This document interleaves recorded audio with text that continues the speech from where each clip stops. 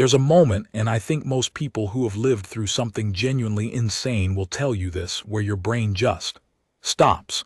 Not shuts down, not panics, just stops. Like a clock that got dropped from a third-floor window. The gears are still there. Everything's technically intact, but nothing moves.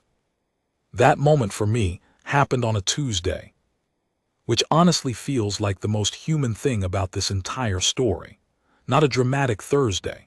Not a charged-up Friday night when at least you could blame poor judgment on a long week. A Tuesday. I was tired.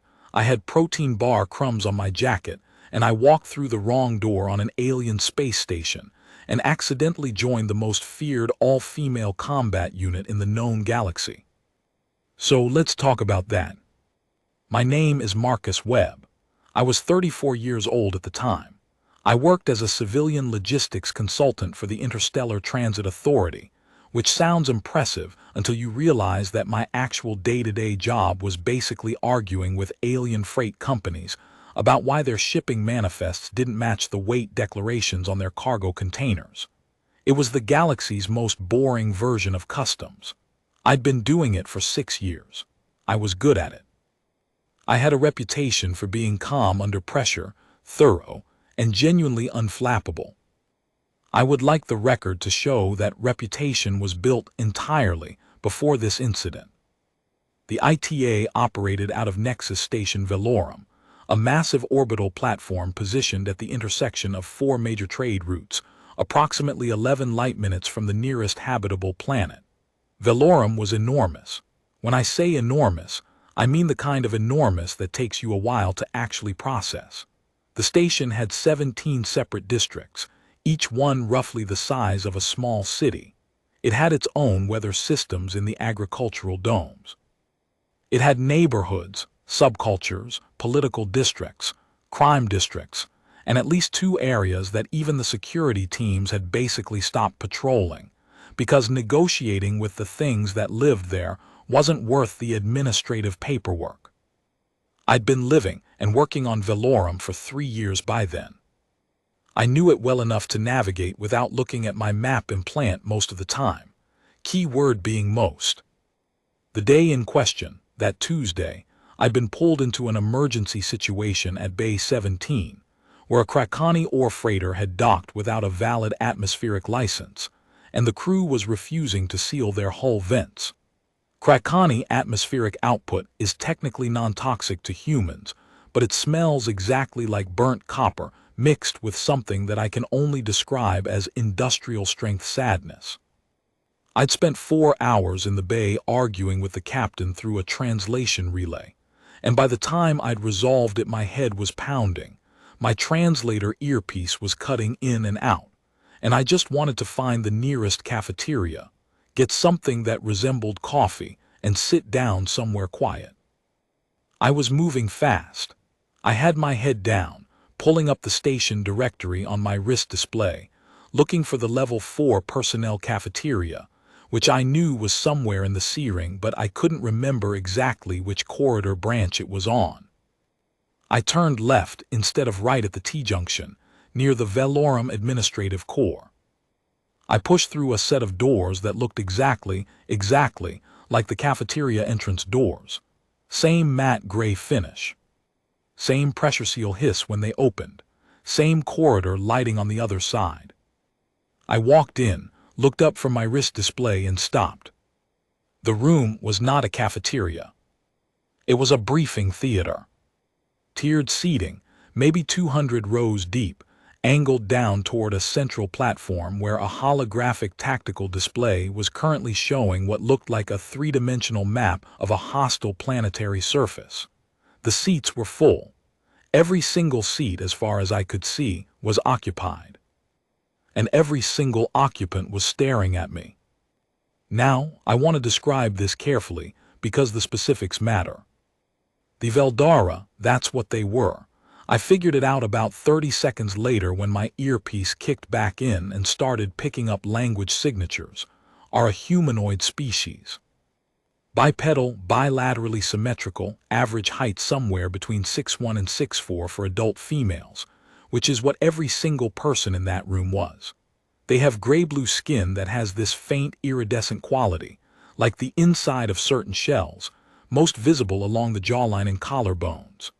Their eyes are large, larger than human eyes, wide-set, with irises that go from amber to deep red depending on emotional state. Their hair, when they have it, tends towards silver and white, though some of the warriors in that room had it cropped so short it was barely visible. They were all in uniform, deep charcoal body armor with angular geometric panels, each one bearing rank insignia I didn't recognize. The armor looked worn, not damaged, worn. The kind of worn that means it's been used, hard in real situations, and has come back from all of them. There were roughly 300 of them. They were all looking at me. I said, "Oh." It wasn't my finest moment. The silence that followed had weight to it. The kind of silence that doesn't happen by accident. It happens when a very large number of very disciplined people all choose, simultaneously, not to make a sound. The woman at the front of the room, standing at the central platform, one hand resting on the edge of the tactical display, was taller than the others. Not by a lot, maybe an inch, but she carried herself in a way that made the extra inch feel like a foot. Her armor had more geometric panels than the others. Her eyes, even from where I was standing at the back of the room, were a deep, steady amber gold. She said something in Veldara.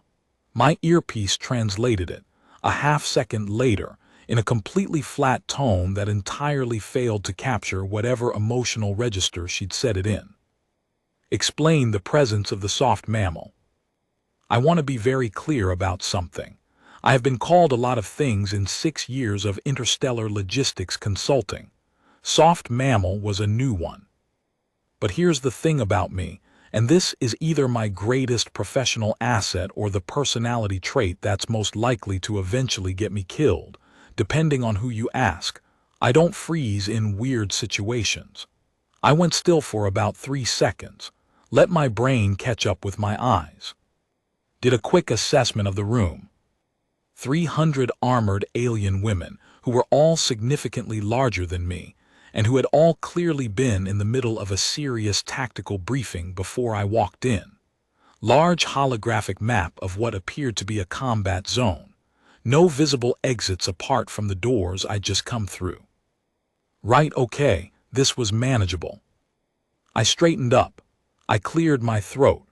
I spoke into the room with the same tone of voice I used when I was walking into a freight dispute on a cargo bay, which is to say, calm, professional, and projecting the specific kind of confidence that comes from not having anything personal invested in the situation. I sincerely apologize, I said. I took a wrong turn. I was looking for the level 4 personnel cafeteria. I'll leave immediately if that's acceptable. My earpiece translated. I watched the translation ripple through the room, not literally, but you can see it happen when you know what to look for. The tiny shifts in posture, the flicker of expression that moves from one face to another. The tall woman at the front held up one hand. Immediately, every warrior in the room relaxed by exactly 1 degree. No more, no less. It was the most precise collective physical response I'd ever seen from a group that large. She spoke again. "You are not afraid." It wasn't a question. It was an observation, stated with what sounded like genuine curiosity. I thought about it for a moment. Was I afraid? I did a quick internal inventory. Heart rate was up but not panic elevated, more like the elevated it gets when something interesting is happening. Palms were dry. Breathing was steady. "No," I said, "I don't think I am. Should I be?" The translation went out. Something happened in the room then. Not laughter exactly. More like a collective exhale that had a warmth to it. Something that recognized humor without quite being humor itself. The tall woman looked at me for a long moment. Her amber eyes didn't blink. Then she said, "Stay." Her name was Commander Vale Soren. I learned this about 4 minutes later when a warrior near the back row moved over to let me sit. Not warmly, not with a smile, but with the flat mechanical efficiency of someone following a direct order they hadn't questioned. And my earpiece started pulling additional translation context from the briefing room's embedded communication network. Vale Soren had been commander of the Veldara 8th Combat Wing for 11 years. The 8th Wing had a name, Kethvari, which my earpiece translated as something between the relentless and those who do not stop, the translation depending on grammatical context. And they were, by any reasonable measure I could find in the background data my wrist display was quietly pulling from the station's public records, one of the most decorated active combat units in the Veldara military structure. The Veldara military structure was, I also quickly learned, entirely female. Not by recent policy but by something older than that, something tied to their evolutionary biology and a cultural history that I was, at this point, definitely not going to get fully briefed on by accident in a tactical briefing theater. The briefing continued. I stayed. I want to explain why I stayed, because I think from the outside it looks like a strange decision. But here's the thing. Commander Soren had said stay, and the way she'd said it wasn't a question. More importantly, the way the room had shifted after she said it, the way 300 warriors had simply accepted my presence and returned their attention to the tactical display, told me something important. This was a unit that followed their commander absolutely. Which meant that as long as the commander had decided I could be there, I was, effectively, safe. Leaving without permission would probably have been the more dangerous option. So I stayed. I sat in the seat the warrior had cleared for me. I folded my hands in my lap. I watched. The briefing was about a planet called Thresh. It was, as far as I could piece together from context and my earpiece's translation, a disputed territory that had been overtaken by a faction the Veldara called the Vorathi. The Vorathi were not present in the room, but were represented extensively on the holographic map, as red markers, concentrated heavily in the northern continent, spreading in a pattern that even I, with zero military training, could recognize as a controlled, methodical territorial expansion. What was interesting, and what I kept noticing as the briefing continued, was how the tactical information was being presented. Not just here are the enemy positions. More like, here are the behavioral patterns. Here is how they think. Here is what they do when they believe they are not being watched. Here is the gap between their stated intention and their actual movement. It was psychological as much as tactical. The warrior sitting next to me, shorter than most, maybe 6 feet even, with close-cropped silver hair and eyes that were currently a muted amber brown, glanced at me about 15 minutes in. I'd been quiet and still the whole time. I think she'd been periodically checking to make sure I wasn't doing anything strange. She said something low, in Veldara. You follow this, my earpiece translated, the tactical. Some of it, I said quietly. I work in logistics. Movement patterns make sense to me. The northern expansion looks like they're prioritizing resource corridors over population centers. She looked at me. Her eyes shifted barely, but perceptibly, towards something I'd later learn was a color associated with interest. She didn't say anything else, but she stopped checking to make sure I wasn't doing anything strange. The briefing ended approximately 40 minutes after I'd walked in. The warriors filed out with the same disciplined efficiency I was becoming increasingly familiar with. No talking, no shuffling, no the kind of chaos that happens when a large group of people all tries to leave through the same door at once. They moved like water finding a drain, smooth, organized, purposeful. Commander Soren remained at the front of the room. The warrior who'd been sitting next to me, I'd hear her name shortly and it was Firadine, paused at the end of my row. She looked at me. Then she looked toward the commander, then back at me. There was something in her expression that I couldn't fully read, but it had the quality of advice. I took the advice and walked toward the commander. Commander Soren was reviewing something on a handheld display when I approached. She didn't look up immediately. When she did, those amber eyes settled on me with the specific quality of someone who spends a lot of time assessing things quickly and has gotten exceptionally good at it. "Soft mammal," she said. "Marcus Webb," I said. "Civilian Logistics Consultant, Interstellar Transit Authority." "Logistics," she said. The translation was flat, but the word itself seemed to carry some weight for her. "Supply chain management, cargo tracking, distribution, movement pattern analysis. I make sure things get where they're supposed to go." Something flickered in her expression. "You spoke of resource corridors." "During the briefing, yes." "Tafira Dine." She asked if I was following the tactical presentation. I answered honestly. Soren looked at me for another long moment. I had the feeling of being processed, not unpleasantly, more like data being assessed for relevance. "The resource corridors you identified," she said. "You saw the priority sequencing. It looked like they were securing supply lines before they secured territory. Which means either they're planning a longer campaign than their current positioning suggests, or they have a secondary objective that requires sustained resource access, and they don't want to advertise it with obvious territorial moves." She was fully still. "Yes," she said, "that is correct." Then she looked at me with an expression that was, somehow, both evaluating and decided. "You will eat with the 8th Wing tonight," she said. It was the second time in one afternoon she'd said something that wasn't exactly an invitation.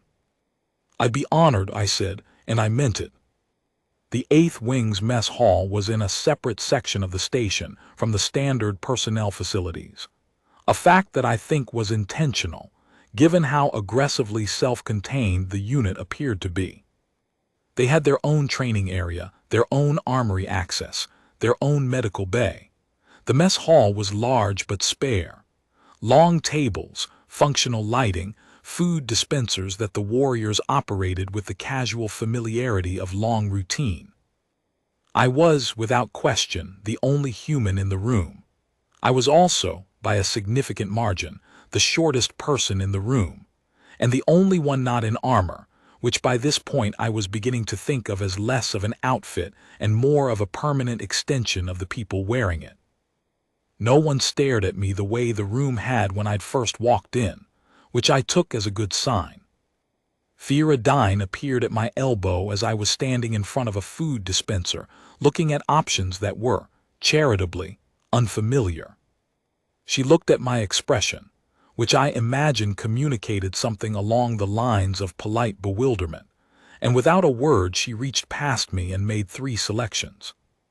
What appeared on the tray was not recognizable food by any human standard, but it smelled good, complex, a little savory, something faintly acidic underneath.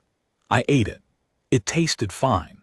Later I would find out that one of the 3 things on the tray was technically a fermented protein compound that took most non-Veldara species about 2 weeks to develop a tolerance for. I didn't know that at the time, so I ate it without incident. Fiera watched this with the expression of someone who had expected something different. "You ate that," she said.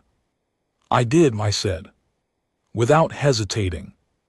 Was I supposed to hesitate? She looked at me, then she picked up her own food and sat down. After a moment she said, "Sit." I sat. We ate in silence for a while. Around us the mess hall filled with conversation, low, direct, the kind of talk that happens between people who don't waste words but do use them when they have something to say. I caught fragments from my earpiece, discussions about equipment readiness, questions about the briefing's timeline. 2 warriors near the far end of the table engaged in what sounded like a technical disagreement about entry angles on a fortified position, both of them sketching something on a small portable display between them. "You are not military," Fiera said eventually. "No. But you know tactical thinking." "I know logistics thinking. They overlap sometimes." "How?" I considered it. When you're managing cargo across multiple transit points, you're always tracking potential failure points. Where does the supply chain break? What happens if point 3 fails? Does everything downstream fail too, or do you have redundancies? It's not that different from asking where a defensive line is weakest. The logic is similar. The stakes are very different. Fiera was quiet for a moment. In combat, she said, incorrect assessment of the weak point kills the unit. In logistics, I said, incorrect assessment of the weak point means several thousand tons of medical supplies end up in the wrong star system, and people go without treatment for weeks. I paused. Different kind of dying. She looked at me. You have seen that. Twice, early in my career. Both times because someone upstream made an error and didn't want to admit it, and the manifest discrepancy didn't get flagged until it was too late to reroute. I set down my utensil. I'm very good at my job now. Fiera made a sound that my earpiece couldn't quite categorize. It wasn't agreement exactly. It was something more like recognition. Kathvari deploys in 6 days, she said. Thresh. I know. I pieced that together from the briefing. The resource corridor assessment you made. She paused. The commander will want to know if you can extrapolate further. I looked at her. From what I saw in the briefing. From what you can access, legitimately. Through ITA systems. I thought about it. The ITA had cargo transit records for virtually every major freight route in this sector. Thresh had active commercial shipping lanes, pre-conflict, anyway. If the Vorathi were prioritizing resource corridors, their movement would eventually show up in disrupted shipping patterns, cargo that got rerouted, freight that stopped arriving on schedule, commercial vessels that filed unusual navigational variances. Yes, I said slowly. I think I could put together a picture of what they've actually been doing in that corridor versus what they've claimed to be doing. If their resource acquisition is showing up in commercial shipping records, I'd be able to see it. Fiera nodded once. I will tell the commander. She turned back to her food. The conversation, apparently, was complete. I ate the rest of my fermented protein, compound in the comfortable silence of a mess hall full of people who didn't need to talk to make you feel welcome, which was its own kind of thing. 3 things happened over the next 2 days that I think need to be recorded accurately, because they explain what came later. First, I sent Commander Soren a data package. I'd spent most of that evening and the following morning in my own office, pulling ITA transit records for the Thresh commercial corridors. It took time because I had to know what I was looking for, shipping disruptions that looked random but weren't, freight variances that implied deliberate rerouting rather than logistical accident, patterns in the timing of cargo holds that suggested something was being quietly accumulated. I found it. The Vorathi weren't just taking the northern territories. They were quietly redirecting raw material shipments, specifically high-density metal alloys and certain categories of chemical feedstocks, through what looked like a series of shell freight companies that had registered with the ITA as legitimate commercial operators about 8 months ago. On paper, the shipments were going to a manufacturing complex on the far side of Thresh. But the manifest weights didn't match the declared cargo types in ways that were technically within tolerance but collectively, systematically off. Someone was building something large, something that required a lot of material and a long lead time. I compiled the data. I wrote up my analysis with the same format I'd use for an ITA compliance report, clear, specific, evidence-referenced, and I sent it to Commander Soren through the station's inter-unit communication system. Her response came 40 minutes later, 2 words in Veldara. My earpiece translated them as, "Come now." Second, I went through what I can only describe as an informal assessment that I didn't know was happening until it was mostly over. I spent 4 hours in the 8th Wing's Operations Center with Commander Soren, Fiera Dine, and two other senior warriors whose names I learned were Tessa Vore and Cale Murrin. We went through my data package in detail. They asked questions. Not easy questions. The kind of questions that assume you actually know what you're talking about and are testing the specific depth and limit of that knowledge rather than testing whether you have knowledge at all. Where exactly did the manifest variances begin? What's the confidence threshold on your pattern extrapolation? If you're wrong about the shell companies, if this is legitimate commercial activity, what's the alternative explanation and how do you rule it out? I answered everything. Not perfectly. There were 2 points where I said directly that the data was insufficient to give a confident answer. But thoroughly, accurately, with the specific kind of professional honesty that I've found tends to build more trust than performing certainty you don't have. At the end of it, Commander Sorin looked at me for a moment. "You have good instincts," she said, "and good honesty about the limits of your instincts." "In my field," I said, "the second one is more important than the first." She almost smiled. I say almost because I wasn't certain at that point whether what I was seeing was a smile or something close enough to it that it read the same way. But something moved in her expression that felt like warmth. "The Eighth Wing may request your analytical support through official ITA channels," she said, "on a consulting basis, if your agency permits it." "I can make that request to my supervisor," I said. "I should be transparent. I don't know how he'll respond to, I accidentally walked into a Veldara combat unit briefing, and they want my logistics analysis for a deployment." This time she did smile, I was sure of it. "Tell him," she said, "that the Kithvari requests." The way she said it, with a particular inflection that my earpiece tagged as something between formal honor and absolute confidence, suggested that the Kithvari requesting things was not typically an outcome that generated a negative response. She was right. My supervisor approved the consulting arrangement in under 6 hours, with a note attached that read, "Webb, how on earth did you manage this?" I chose not to explain.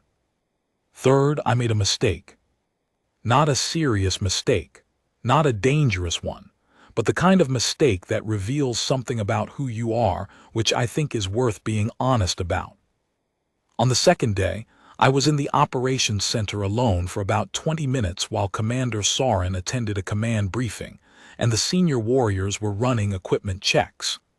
A junior warrior, very young, maybe the Veldara equivalent of early 20s, came in to update one of the tactical displays and found me there. She clearly hadn't expected me. She stopped in the doorway with the specific frozen quality of someone who doesn't know the protocol for a situation and is running through possible options. I looked up.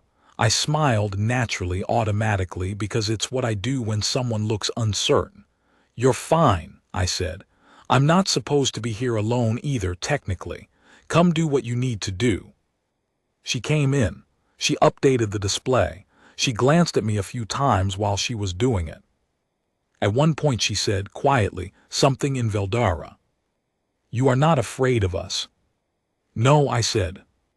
"All others who come to the station and see the Eighth Wing are afraid." I thought about it for a moment. "I think I understand why," I said. "You're very capable and very disciplined, and that combination reads as dangerous to people who don't have a reason to trust that the capability isn't directed at them." She considered this, "But you trust." "I walked in by accident, and your commander told me to stay instead of throwing me out. That's more than enough reason to trust." She was quiet for a moment. Then she said carefully in her own language, "Humans are strange." "We really are," I agreed. She left, and I sat there in the operations center, alone again, and I thought, I have to be very careful. Not because I was in danger, but because I was starting to genuinely care about how this went, for them, in Thresh, and that was the kind of thing that could make you sloppy. On day 4, everything changed. I was in my own office, running a secondary analysis on the Vorathi freight data when my door alert chimed. I opened it and found Fira Dine standing outside, in full armor, which meant something operational was happening. "The commander requests your presence," she said. "Now." Now. I grabbed my jacket, a completely useless instinct. The jacket was not going to help anything, but habit runs deep, and followed her. The operations center was full when we arrived. All 4 senior warriors, plus Commander Soren, plus a holographic communication link that was currently showing a figure I didn't recognize. Another Veldara woman, older, in a different armor configuration that I was quickly learning to read as command level rather than field level. She was speaking. My earpiece caught the tail end of it. "Timeline has moved. The Vorathi construction project reached operational status 48 hours earlier than projected. Deployment cannot wait 6 days. Kithvari moves in 36 hours. Commander Soren acknowledged this with a single precise gesture, and the communication link closed. She turned and looked at me. "Your analysis," she said. "The construction project, could you identify what they built?" I'd been asking myself the same question since I'd compiled the data. The alloy types, the chemical feedstocks, the quantity and sequencing. I'd been running it against everything I knew about industrial construction in space and on planet. "Not with certainty," I said. "But the materials profile matches long-range atmospheric disruption technology, specifically the components used in ionospheric projection systems." I paused. If they've finished building what the material consumption suggests they've been building, they could theoretically control weather patterns over a significant portion of Thresh's northern continent. The silence in the room had a specific quality, the kind that happens when someone says something out loud that other people had been thinking, but hadn't wanted to be the first to say. Tessa Vor spoke. Weather control over the northern agricultural zones would starve the southern settlements in 2 growing seasons. "Yes," I said, without firing a single visible weapon. Commander Soren looked at the tactical display. At the northern continent, at the resource corridors, at the pattern that I'd helped her see more clearly than it had been before. She looked at me. "Marcus Webb," she said, and it was the first time she'd used my name, my actual name, which for reasons I can't entirely explain felt significant. "How sure are you?" 80%, I said. "The material consumption data is solid. The timeline matches. What I can't confirm from shipping records alone is whether the assembly was successful. You'd need ground intelligence for that." "We have ground intelligence," she said quietly. We did not know what to ask them to look for. She reached toward the tactical display, made a small adjustment to the search parameters. New data populated, ground-level reports from Veldara intelligence assets in the Northern Territories. And there it was. A structure described in the ground reports as a large installation of unknown purpose, located exactly where the material consumption data predicted it would be, in a position that corresponded precisely to the optimal placement for ionospheric projection targeting of the northern agricultural zone. Unknown purpose until now. Commander Soren turned to face her senior warriors. "New primary objective," she said. "The Vorathi installation must be neutralized before it becomes operational." 36 hours is tight, Tessa Vor said. "It is," Soren agreed. "We will be tighter." She turned back to me. "Your analysis has materially changed this mission," she said. "The 8th Wing thanks you." "I just read shipping manifests," I said. "You read them better than anyone else did," she said. "Do not minimize that." I didn't have a response to that, so I didn't say anything. Fira Dine appeared at my elbow again. "You should go," she said. "We have preparation work." Of course, I started toward the door. Marcus Webb, it was Commander Soren again. I turned. "If this mission succeeds," she said, and the installation is neutralized, the people in those southern settlements will not know why their harvest survived. They will not know about the shipping manifests or the manifest variances or the quiet work you did in your office over 2 days. No, I said. I know. Does that trouble you? I thought about it. No, I said. Results are the point, not credit. She looked at me for a long moment, and then she said something in Veldara that my earpiece translated quietly, just for me, before I walked out the door. You would have made a fine warrior. I went back to my office. I sat down. I thought about that for a while. Then I opened a new file and started putting together a secondary data packet, additional freight analysis, backup intelligence on the installation's likely power source based on the energy feedstock consumption patterns. Because if the mission was going to succeed, I wanted to make sure they had everything useful I could give them. I worked through the night. I wasn't afraid. But I did care. Which, when you think about it, might actually be the more powerful thing. Here's something nobody tells you about the 30 hours before a combat deployment. Everything gets very quiet. Not silent, there's still noise, still movement, still the ambient mechanical hum of a space station going about its business in the dark of deep orbit. But the people you're watching, the people who are preparing to go do something genuinely dangerous, they get quiet in a specific way. Internal, like they're conserving something. Like they understand that what comes next is going to require everything they have, so they're very careful in these last hours not to spend anything they don't need to spend. I noticed it when I went back to the 8th Wing section of the station the morning after. Not because I'd been invited, I hadn't, but because I'd finished the secondary data packet and I needed to deliver it, and I wanted to do it in person rather than through the communication relay. Also, if I'm being honest, I wanted to see them. I'm not sure why exactly. Something about the previous day had settled into me.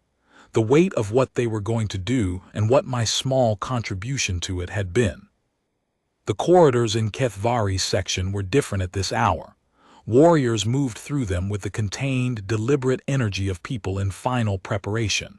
Equipment checks, briefing confirmations, small, practical conversations about specific, concrete things. Nobody was wasting words on anything abstract. Fiera Dine found me before I found the operations center. I think she'd been watching the corridor entrance. You came back, she said. It wasn't suspicious. More like noting a fact that she found interesting. Secondary analysis, I said, holding up my data chip. Power source modeling. It might help with targeting the installation. She looked at the chip, then at me. Come, she said. Commander Soren was in the armory when we arrived. She was running a systematic check of her equipment. The kind of check that's not about trust, it's about ritual. About the act of going through every component with your own hands one final time, so that your body knows exactly what it's carrying. She acknowledged my presence with a look that asked, without words, "Why are you here?" I handed over the data chip. Power source modeling, I said. If the installation is running on a tidal resonance core, which the energy feedstock consumption suggests, there are specific structural points where disruption would cascade instead of contain. More efficient neutralization. She took the chip. She looked at it in her hand for a moment. You worked through the night, she said, not a question. I had more data to pull, I said. She looked at me with an expression that I was getting better at reading, and what I read in it was something complicated. Respect, yes, but something under that, something that had more texture. Marcus Webb, she said, you are not required to do this. I know. The consulting arrangement is already concluded.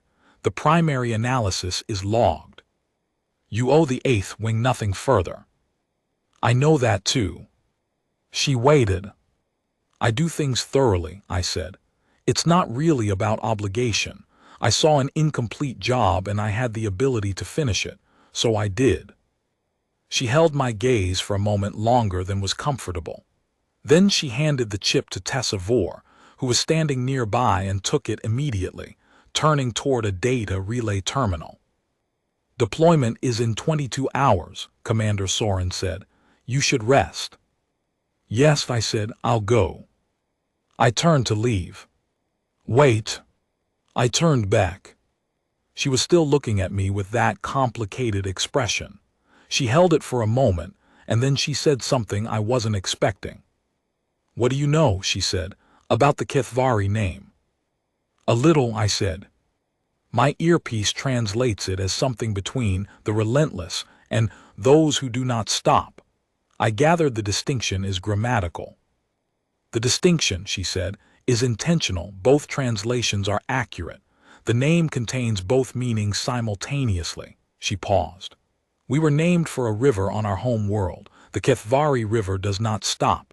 It does not turn. It does not recede in drought or flood. It moves always toward the sea, not because it is aggressive, because it is what it is." I listened. "What you did," she said, "working through the night, bringing data you were not asked to bring, that is Kithvari." I didn't say anything for a moment. "That's a significant thing to say," I said finally. "Yes," she agreed, "it is." She turned back to her equipment check. The conversation was finished. I walked out of the armory and down the corridor, and I stood in the hallway for a moment with that quiet hum of the station all around me, and I thought about rivers and things that do not stop. I did go and rest eventually. I slept for about 5 hours, which for me in an activated state is actually pretty good. I woke up 6 hours before the deployment window. I want to talk about what happened in those 6 hours, because this is the part of the story that gets strange. And I've been telling this relatively straight up to now, so I want to keep that going even when the events themselves become harder to describe linearly. I was in the station's public observation deck, level 12, the one with the full transparency hull panels looking out over open space, when my wrist communicator chimed with an incoming signal from the 8th Wing's internal network, which was unusual because I technically shouldn't have had access to that network, and yet there was the signal, flagged as Priority 2, which in Veldara military communications meant, not emergency, but act on it now. I answered it. It was Fioradine. "Marcus Webb," she said. "Situation has developed, Operations Center." "What kind of situation?" "Come," she said, and closed the signal. I went. The Operations Center was tense in a way that was different from the preparation tension of the previous hours. This had a sharper edge to it. Tessa Vor met me at the entrance. "Your power source modeling," she said immediately. "The tidal resonance core assessment." "Yes." "Station intelligence has received new ground reports. The installation went active 3 hours ago. Preliminary activation, not full operational status, but the timeline has compressed further." "How much further?" 14 hours until full operational deployment, best estimate." I did the math. "That's before your deployment window." "Yes." I looked at the tactical display. Thought fast. If it's in preliminary activation, the power output is regulated. They'll be running the core below threshold to stabilize it before they bring it up to operational power. That's actually a vulnerability window. Cale Murrin was at my elbow. "Explain." A tidal resonance core during preliminary activation is in an unstable equilibrium. It's being held in place by active regulation. If you disrupt the regulation signal, not the core itself, just the regulation field, the core will either drop back to inert or cascade forward. The cascade is what you want. It's essentially a self-destruct, except they trigger it for you. How do you know this? I spent 3 years managing cargo shipments of tidal core components for mining operations.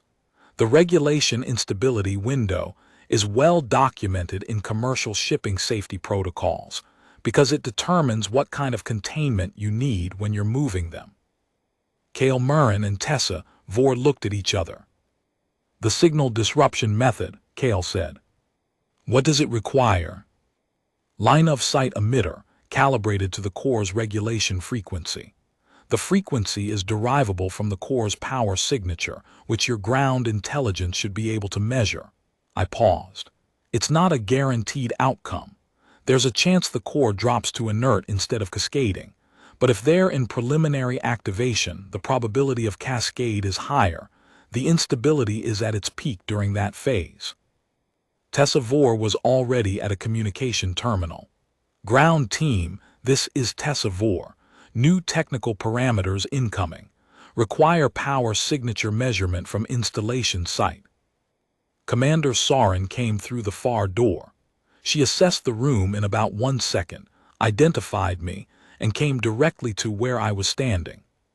You gave them a new approach, she said. I gave them a possibility, I said carefully.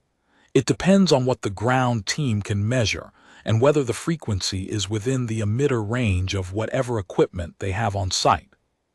Probability of success. Honestly, I don't know. Maybe 60% that the cascade option is viable at all. If it's viable, high probability of neutralization. She nodded, better than zero. Better than zero, I agreed. She turned to the room. Tessa Vor, get the ground team measurements. Kale Murren, reconfigure the advanced unit's equipment load for signal disruption capability. Fira Dine. Fira was already there. Tell advanced unit they may be executing 14 hours early. They need to be ready. Commander, Fira moved. Soren turned back to me. You understand, she said, that you have now contributed to this mission at a level significantly beyond the original consulting arrangement. I understand that I keep finding more useful things to say, I said. I apologize if it's become complicated. It has not become complicated, she said. It has become something else. She held my gaze. When the 8th Wing returns from Thresh, she said, I am going to formally recommend a permanent intelligence partnership between Kethvari and the ITA Logistics Division. She paused, specifically with you. I didn't say anything. I would not do that, she said. If I thought you were merely useful, I would do that only for someone whose thinking I trust. She turned back to the tactical display. The conversation, in her particular way of having conversations, was done. I stayed in the operations center for the next 2 hours, answering questions when they had them, staying out of the way when they didn't, watching one of the most disciplined military units I'd ever encountered shift from preparation into the early stages of operational execution, with a smoothness that was almost beautiful in its efficiency. At the 11-hour mark, the ground team measurements came through. The installation's power signature matched a mid-range tidal resonance configuration. The regulation frequency was calculable, and the equipment the advance unit had on site modified for signal disruption per Kale Murren's reconfiguration instructions was within effective range. 60% became, in that moment, something considerably higher. I was sitting in a chair in the corner of the operations center when Tessa Vor announced the measurements. The room shifted. Not loudly, nothing in this room ever happened loudly, but there was a change in energy that was palpable, a settling, like something that had been held in tension was finding its proper configuration. Fira Dine sat down in the chair next to mine. She did it without ceremony, the way she did most things. We sat there for a moment. When this works, she said, not if, I noticed, the Vorathi will lose their strategic advantage in the north. Yes. And the southern settlements will have 2 more growing seasons, maybe more.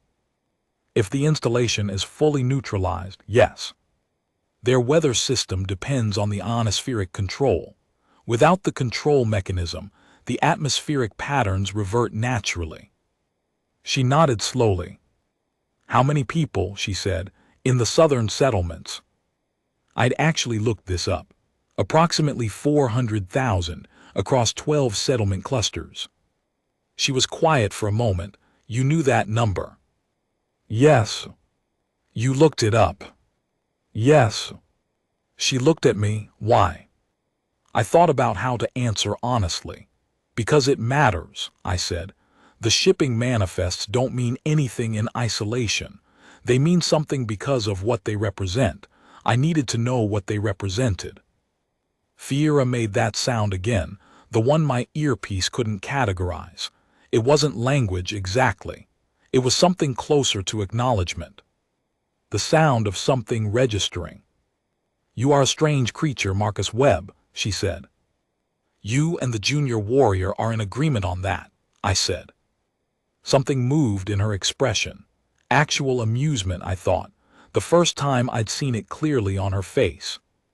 Vin, she said, the young one you spoke to, she told the others about you, after the first day. What did she say? That you ate the protein compound without hesitating, that you said humans are strange. A pause. That you seemed sad when you said it. I blinked. I wasn't sad. She said it looked like the kind of sad that knows it's funny. Fiera considered this. I think that is different from regular sad. Yeah, I said, I think it probably is. 6 hours before deployment. I won't try to make the waiting sound dramatic, because waiting isn't dramatic.